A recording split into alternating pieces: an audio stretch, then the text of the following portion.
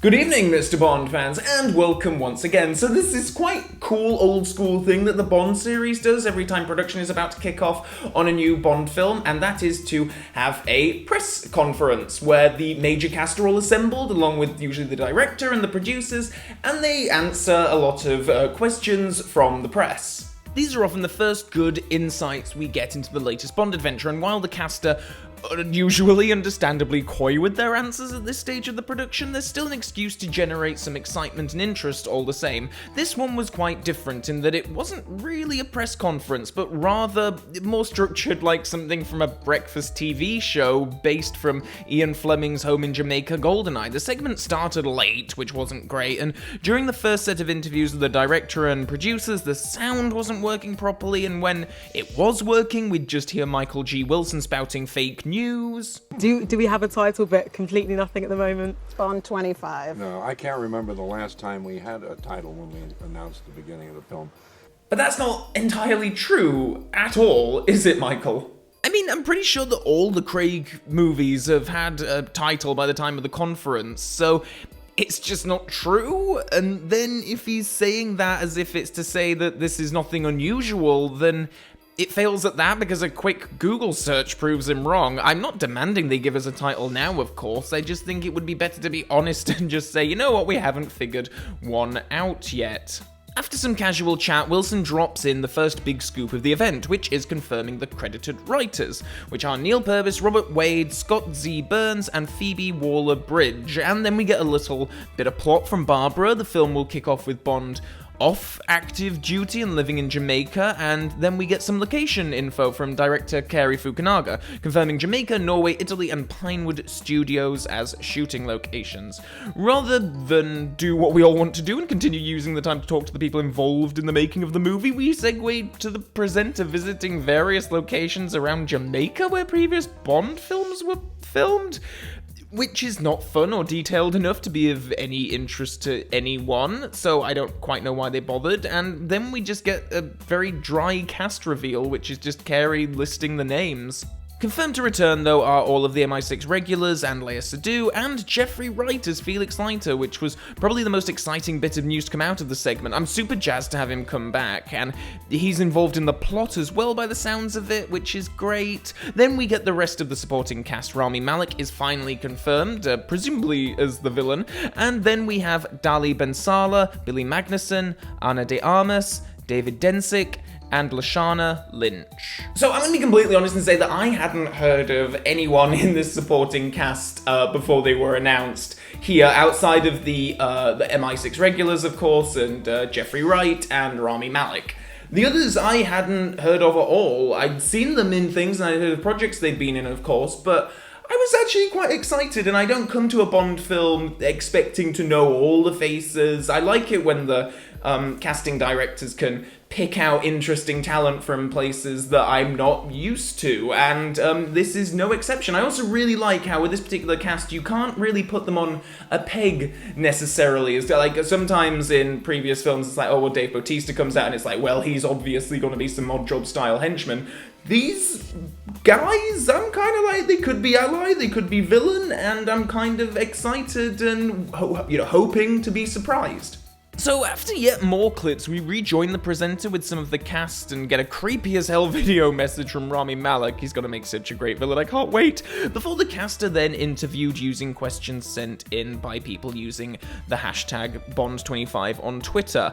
I guess this was their way to get them talking about things other than Bond 25 itself in any detail. This way they don't need to divert or dodge questions from journalists. They can just pick and choose what they want the cast to talk about and know that not too much is going to be given away. And most of them look kind of awkward, and there was clearly no question preparation. Some don't even really know how to answer certain things, and by the sounds of it, don't know enough about their roles to give coherent answers at this stage. Anna, when you first found out you got this role, how did you try and prepare?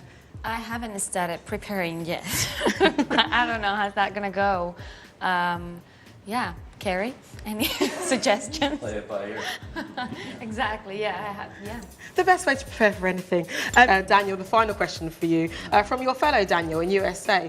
He says, what is your favourite Bond gadget or car? It's a very pressing question. Hello, Daniel. The DB5 is my favourite car. I think it's the classic. It's if I had the money, I'd buy one. That's the fancy Aston Martin, right? No, it's not. It's the old one. Okay, I see. Yeah, yeah. As you can see, I don't speak cars, so here to learn from you. Couldn't they have at least gotten someone with a bit more understanding of the series to host this? The main off-putting thing for me about this whole segment was just how, like, you know, morning breakfast TV, the whole thing felt, from the presenter to the production to the questions to the content. The whole thing just felt very like I was expecting the presenter to segue into, you know, call this number and answer this question and enter a competition and you could be having a holiday here at GoldenEye. I was just waiting for that to happen, and it just made the whole thing feel a little bit tacky to me. I think previous press conferences have felt a whole lot classier. However, two things to take away from this for me. One, Craig looks great. He may be a few years older, but he still looks every bit the part. The second, that Naomi Harris is just bloody brilliant at these things. By the sounds of it, Moneypenny isn't even going to be in Jamaica, so the actress literally jetted out for this event, and she's the only one who looks comfortable. She's such a pro. Things are wrapped up with surprising haste. Most got a chance to answer just one question, which is a bit pitiful, and then we end the segment by them showing us a partially built set, which is going to be Bond's home. And we see this for a precious few seconds, and then it cuts out, and that's it. After the conference ended, we did get a bit more detail about the premise, which is that, of course, James Bond has left active service and is living in Jamaica when his friend Felix Leiter enlists his help in the search for a missing scientist. When it becomes apparent that the scientist was abducted, Bond must confront a danger the likes of which the world has never seen, which sounds vague enough to not give anything away. It really just sounds like that'll be the first, like, maybe 20 minutes of the film. Bond is probably retired in Jamaica, living with Madeline Swan, and then Felix will come and ask for his help, and then he will go off with him on the mission.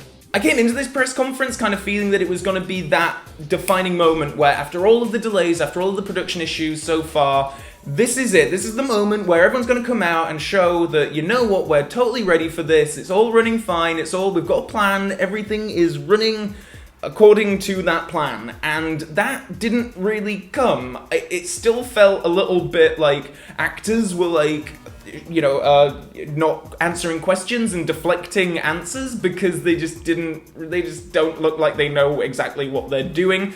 It felt kind of rushed. No one was really prepared for it. So it didn't do a lot to set any worries to rest, I don't think. And I'm still waiting for that moment in this production when we get that. And I guess that the next big thing is going to be the teaser trailer, and maybe that will set some worries to rest. But we got a long way to go until then. So have I been unjust in my assessment? I'm guessing maybe not. Like, the general reaction I have heard from friends and people I talk to on Twitter and Facebook is along those same lines.